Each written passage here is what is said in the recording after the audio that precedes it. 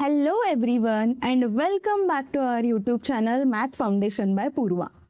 So आपण quadratic equation ह्या चॅप्टरवर video बघतोय आणि आज आपला आहे लेक्चर नंबर 9.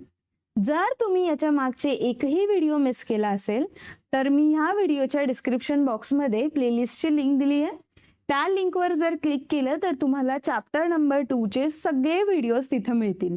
ओके, तुमचा कोणता मिस झाला असेल व्हिडिओ तर तुम्ही जाऊन ते कंप्लीट करू शकतात. आज आपण या लेक्चरमध्ये काय शिकणार आहोत ते बघूया.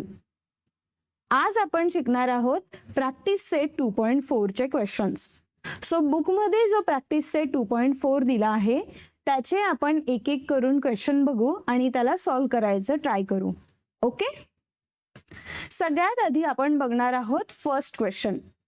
फर्स्ट क्वेश्चन मध्ये दिला आहे compare the given quadratic equation to the general form and write values of a, b and c.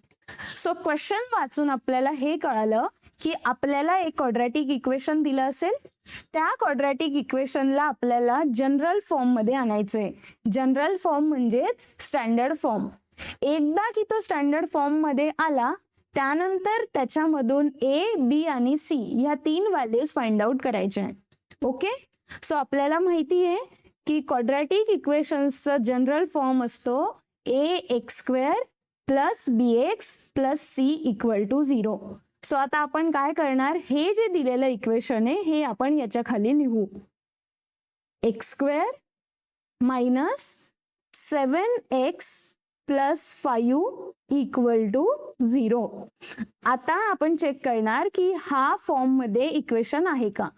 So ax² पाहिजे पण इथं फक्त x² आहे, सो आपण याला लिहिणार 1x² प्लस bx पाहिजे म्हणजे प्लस साइन इथं लागेल आणि b ची साइन काय येणार मग मायनस 7x आणि प्लस c म्हणजेच प्लस 5 इक्वल टू मिळालं 0.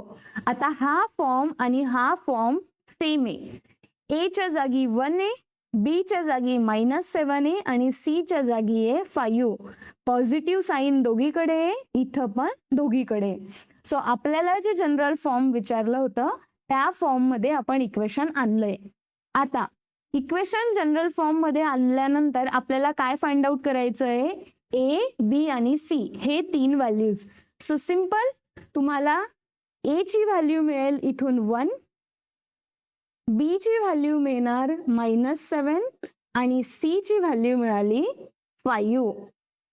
आपल्याला हे इतकं इझी का वाटलं, कारण आपण जे स्टँडर्ड फॉर्म मध्ये इक्वेशन काढायचं होतं ते खूप व्यवस्थित काढलंय. ओके, जर ते व्यवस्थित आलं तर तुम्हाला a, b आणि c ची व्हॅल्यू तर बघूनच कळते.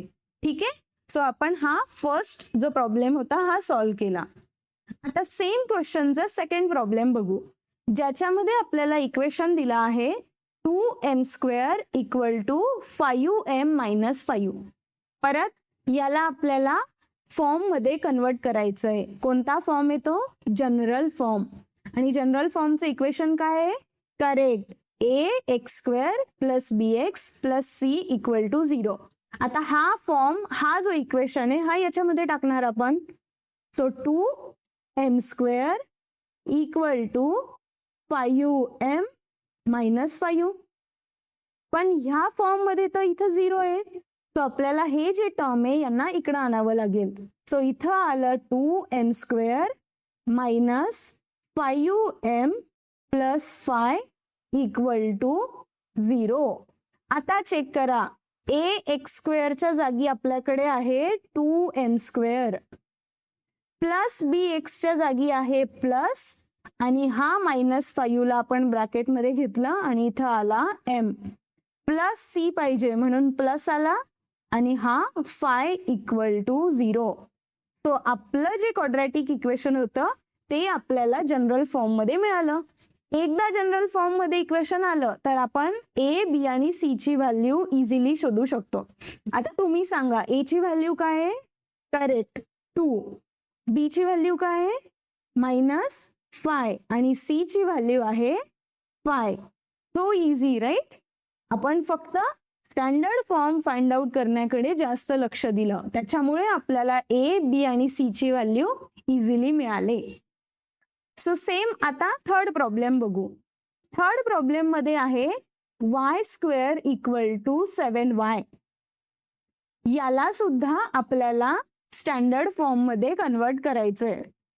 सो आपण सगळ्यात आधी काय करू, कन्वर्ट इनटू फॉर्म लिहू, जो आहे ax square plus bx plus c equal to 0. So इक्वेशनला टाकणार आपण y square equal to 7y. Solve करा याला. 7y ला इकडे आणणार आपण. सो इथं येणार y square minus 7y equal to 0. आता प्लस सी आपल्याकडे नाहीये. सो आपण सगळ्यात आधी एक एक क्वेश्चन बघू. ए एक्स स्क्वेअरच्या जागी वाय स्क्वेअर आहे, तर याला काय लिहिणार आपण 1y स्क्वेअर प्लस बी एक्स प्लस बी ची व्हॅल्यू येणार -7 आणि y प्लस सी तर नाहीये आणि जे टर्म नसतो त्याला आपण घेतो 0 इक्वल टू मिळालं 0.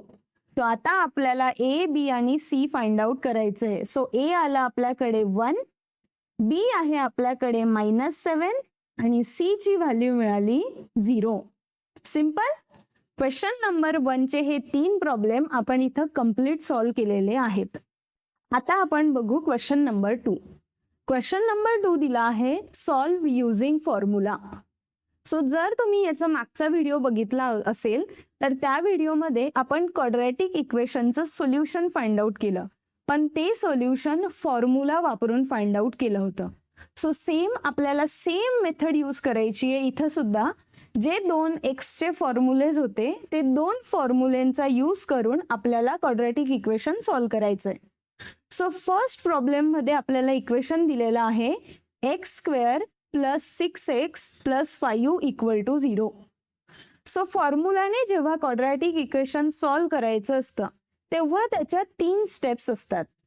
पहिली स्टेप असते की तुम्ही जे क्वाड्रॅटिक इक्वेशन आहे ते स्टँडर्ड फॉर्म मध्ये आणा. दुसरी स्टेप असते तुम्ही ए, बी आणि सी याच्या व्हॅल्यूज फाइंड आउट करा. आणि तिसरी स्टेप असते की फॉर्म्युलामध्ये व्हॅल्यू टाकून एक्सच्या 2 व्हॅल्यू फाइंड आउट करायचंय. ओके. सो ह्या 3 स्टेप जर तुमच्या लक्षात असेल तर हा प्रॉब्लेम तुम्ही इझिली समजू पण शकतात आणि सॉल्व पण करू शकतात. सगळ्यात आधी पहिली स्टेप बघू. Convert into form ax square plus bx plus c equal to 0. So हा जो इक्वेशन दिलाय तो आता याच्या खाली लिहिणार x square plus 6x plus 5 equal to 0. A x स्क्वेअरच्या जागी आपण लिहिणार 1x स्क्वेअर प्लस bxच्या जागी आला प्लस 6x आणि प्लस c च्या जागी आला plus 5 equal to 0. So equation आपलं स्टँडर्ड फॉर्म मध्ये आलंय. एकदा की इक्वेशन स्टँडर्ड फॉर्म मध्ये आलं, स्टेप 2 काय असते, find the value of a, बी आणि सी. सो ए ची व्हॅल्यू येणार 1, बी ची व्हॅल्यू येणार 6 आणि सी ची व्हॅल्यू मिळाली 5.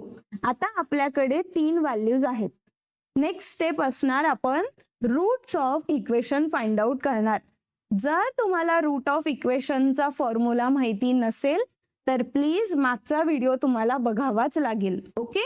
तर root of equation find out करण्यासाठी आपल्याला सगळ्यात आधी हा जो स्क्वेअर रूटचा ब्रॅकेट असतो त्याला सॉल्व करायचं असतं, कारण हाच आपल्याला फॉर्म्युल्यामध्ये यूज करायचा आहे. सो मी सगळ्यात आधी काय करते, हा सॉल्व करून घेते. So under root of b square minus 4ac solve करण्यासाठी आपल्याला ए, बी आणि सी ह्या 3 व्हॅल्यूज लागतात, जे मी इथं लिहून घेतले. आता बी स्क्वेअर म्हणजे काय येणार 6 स्क्वेअर मायनस 4 मल्टीप्लाइड बाय ए ची व्हॅल्यू आहे 1 आणि सी ची व्हॅल्यू आहे 5. हे सगळं अंडर रूट मध्ये आहे. सो नेक्स्ट स्टेप आलं 6 स्क्वेअर येतो 36 मायनस 4 वजा होणार 4 मल्टीप्लाइड बाय 5 तसाच. सो नेक्स्ट स्टेप मध्ये काय येणार 36 मायनस 4 मल्टीप्लाइड बाय 5 केलं तर येतं 20. सो आता 36 मायनस 20 जर केलं तर आन्सर आलं 16 आणि 16चा स्क्वेअर रूट होतो 4. सो आपल्याला बी स्क्वेअर मायनस 4ac हा जो अंडर रूट मधला टर्म आहे त्याचं आन्सर मिळालं 4. आता ही टर्म आपण कुठं यूज करणार? रूटच्या फॉर्म्युल्यामध्ये. सो सिंपल, सगळ्यात आधी आपण इकडची साईड सॉल्व करू. x इक्वल टू मायनस बी म्हणजे -6 प्लस अंडर रूटचा टर्म ज्याची व्हॅल्यू मिळाली आहे 4 divide by 2 multiplied by a ची व्हॅल्यू आहे 1. सो x इक्वल टू आलं -2 डिवाइड बाय 2. तो फायनली x ची व्हॅल्यू मिळाली आहे -1. ह्या साईडचं सॉल्व करू आता. x equal to -6 - 4 divide by 2 multiplied by 1.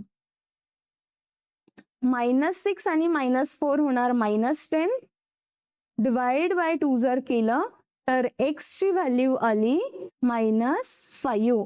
आपल्याला x च्या 2 व्हॅल्यूज मिळाल्या. x इक्वल टू -1 आणि x इक्वल टू -5. सो आपण लास्ट मध्ये एक सेंटेन्स लिहू फक्त. -1 and -5 are roots of equation.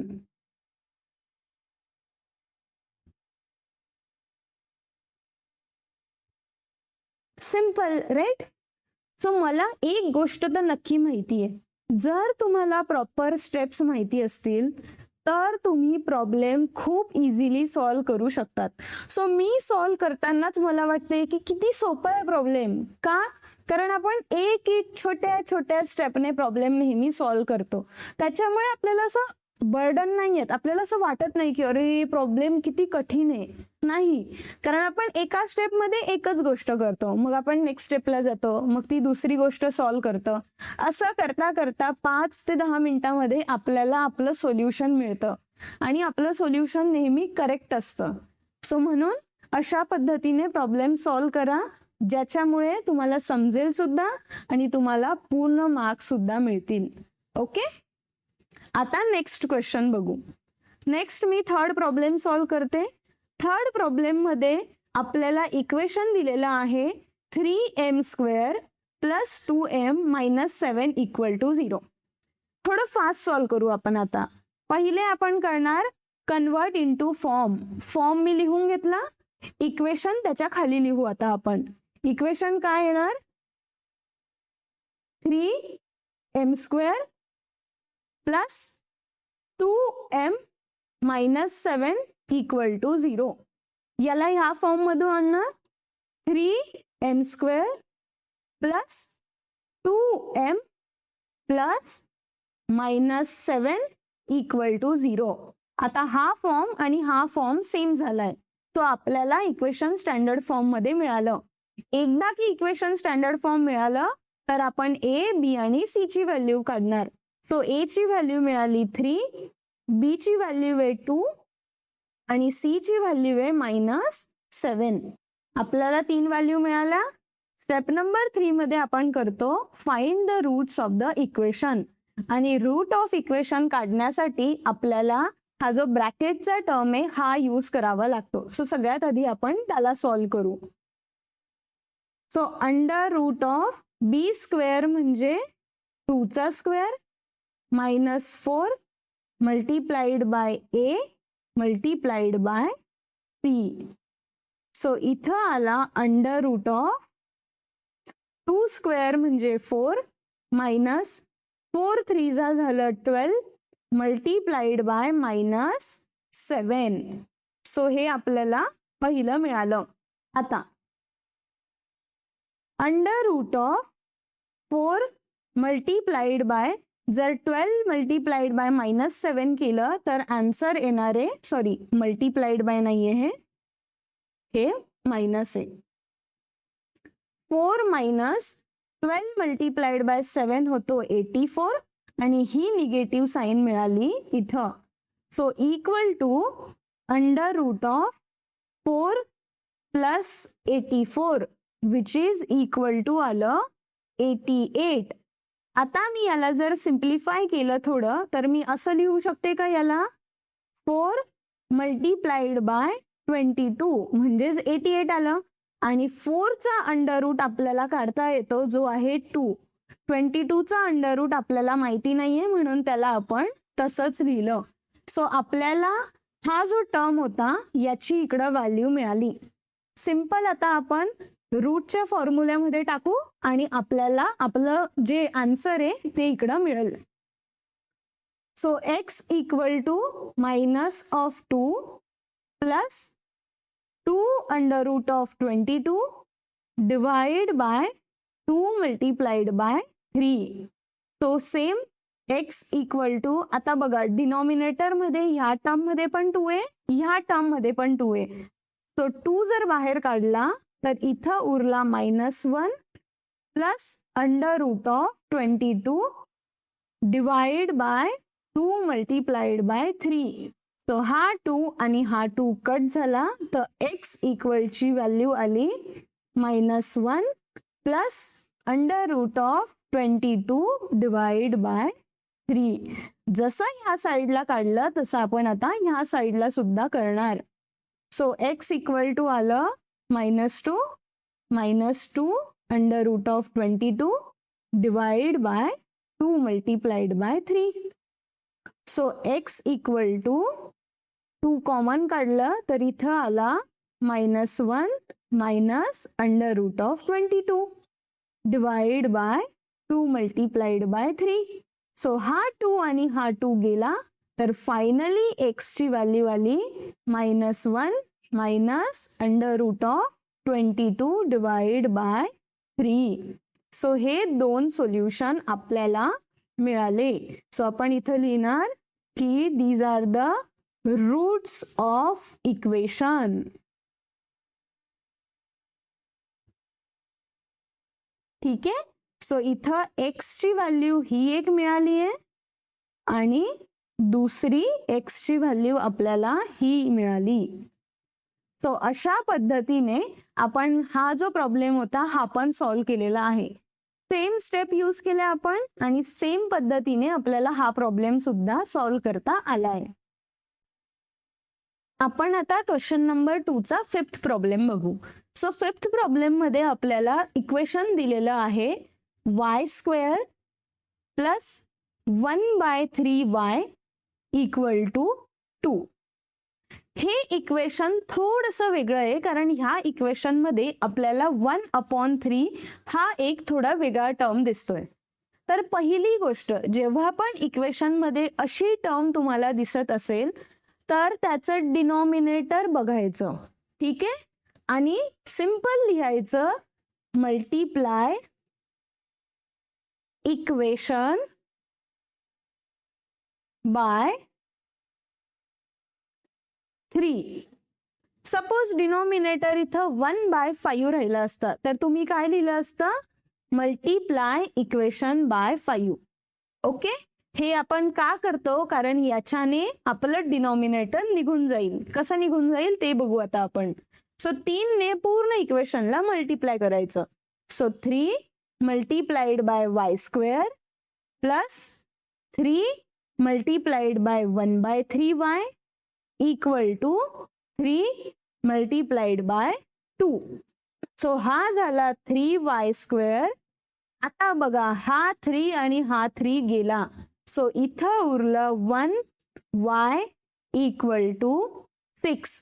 So ह्या 6 ला आपण आता ह्या साईडला घेऊ. So 3y² plus 1y minus 6 equal to 0. हे आपल्याला नॉर्मल इक्वेशन मिळालं जे आपण नेहमी बघत राहतो किंवा जे इक्वेशन आपण नेहमी सॉल्व्ह करतो. सो हे इक्वेशन मिळाल्यानंतर आता आपण ऍक्च्युअल स्टेपला सुरुवात करू. पहिली स्टेप काय होती कन्व्हर्ट इनटू फॉर्म. फॉर्म आहे ax² plus bx plus c equal to 0. आपण आपलं इक्वेशन याच्यामध्ये टाकणार. इक्वेशन होतं 3y² plus 1y minus 6 equal to 0. So याला आपण लिहिणार 3y² प्लस 1y प्लस आणि हा जो -6 आहे त्याला ब्रॅकेटमध्ये लिहिलं इक्वल टू आलं 0. याच्यावरून आपल्याला ए, बी आणि सी ची व्हॅल्यू मिळेल. सो ए ची व्हॅल्यू आली 3, बी ची व्हॅल्यू मिळाली 1 आणि सी ची व्हॅल्यू मिळाली -6. सो 3 व्हॅल्यू आपल्याकडे आहे. आता आपली स्टेप नंबर 3 काय राहणार आहे? Correct, find the root of equations. आणि root of equation find out करण्यासाठी आपण एक जी स्क्वेअर रूट मधली टर्म असते तिला सगळ्यात आधी शोधतो. सो सगळ्यात आधी आपण इला फाइंड आउट करू. बी स्क्वेअर म्हणजेच 1 स्क्वेअर -4 मल्टीप्लाइड बाय ए ची व्हॅल्यू आहे 3 आणि सी ची व्हॅल्यू आहे -6. 1 चा स्क्वेअर आला 1, 4 3 जा होणार 12 multiplied by -6 equal to under root of हा 1 तसाच आला -12 6 जा होतो 72 आणि ही जी 6 ची निगेटिव्ह साईन होती तिला आपण इथं दिलं. सो परत इकडं आलं 1 + 72 which is equal to under root of 73. So आपलं जे हे टर्म होतं under root of b square -4 AC त्याची व्हॅल्यू मिळाली आपल्याला अंडर रूट ऑफ 73. याला आपण अजून काही पुढं कॅल्क्युलेट नाही करू शकत म्हणून मी याला असंच ठेवते. आपल्याला माहिती आहे की रूट ऑफ इक्वेशन्स काय असतात. रूट ऑफ इक्वेशनचा फॉर्म्युला आहे x equal to -b plus under root of b square -4 AC divide by 2a और x equal to -b minus under root of b square -4 AC divide by 2a. हे दोन फॉर्म्युले प्रत्येक वेळेस जेव्हा तुम्ही question solve करेल तेव्हा रिपीट करायचे, स्वतःहून बोलून रिपीट करायचे, कारण तुमचा तो फॉर्म्युला आपोआप पाठ होत जाईल. जर तुम्ही एका दिवशी बसून फॉर्म्युले पाठ करायला घेतले मग तर तुमच्याने होणार नाही. म्हणून मी सांगते जेव्हा सॉल्व करतात तेव्हाच तुम्ही इतक्या वेळेस फॉर्म्युला रिपीट करा की तुमचा तो तिथंच पाठ व्हायला पाहिजे. ओके, आता व्हॅल्यू टाकणार आपण. x equal to -1 plus under root of 73 divide by 2 multiplied by 3 equal to -1 plus under root of 73 divide by 6. याच्या पुढे आपण कॅल्क्युलेशन करू शकत नाही. परत ह्या साईडला बघणार. x equal to -1 minus under root of 73 divide by 2 multiplied by 3. So इथं सुद्धा x ची व्हॅल्यू आपल्याला मिळाली -1 minus under root of 73 divide by 6. So हे आपले आले, एक मिनिट. सो ही मायनस साइन होती आणि हे होतं अंडर रूट. सो हे दोन आपल्याला मिळाले roots of the quadratic equation. So इथं लिहिणार the roots of given equation.